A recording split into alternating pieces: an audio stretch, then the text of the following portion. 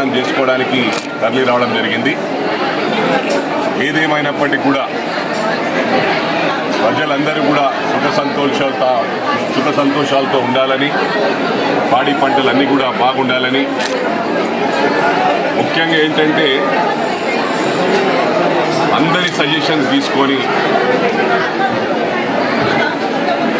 యాదాద్రిని ఏ విధంగానైతే డెవలప్ చేశారో అదేవిధంగా మాటల్లో కాదు చేతల్లో చూపిస్తాం. ఎందుకంటే ఇది కొత్త ప్రభుత్వం, హార్డ్లీ 2 నెలలే అయింది, కొత్త సంసారం కాబట్టి గౌరవ ముఖ్యమంత్రి గారు ఇంకా అడ్జస్ట్ కావటంలో ఉన్నాడు.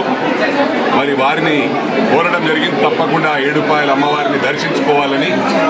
ఏదైతే వచ్చే నెల శివరాత్రి సందర్భంగా రమ్మని చెప్పి కోరడం జరిగింది.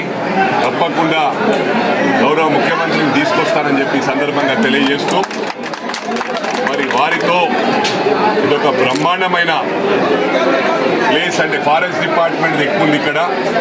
ఆ ఫారెస్ట్ డిపార్ట్మెంట్తో కూడా చర్చించి వారికి ఇంకో చోట మన గవర్నమెంట్ స్థలాన్ని ఇచ్చి ఫారెస్ట్ డిపార్ట్మెంట్ ల్యాండ్ తీసుకొని బ్రహ్మాండమైన టూరిస్ట్ ప్లేస్గా ఏ విధంగా తిరుపతి యాదాద్రి ఉందో ఆ విధంగా వారితో పోటీగా అమ్మవారు మరి మనకు చాలా శ్రేష్టమైన అమ్మవారు కాబట్టి తప్పకుండా ఆ అమ్మవారి ఆశీస్సుల వలన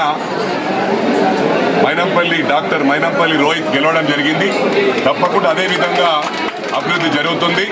అభివృద్ధి ఒకసారి ప్రారంభమైతే ఆగదని చెప్పి ఈ సందర్భంగా తెలియజేస్తా ఉన్నాను. మరి ఈరోజు కొన్ని ఇబ్బందులు జరిగిండొచ్చు ప్రజలకు.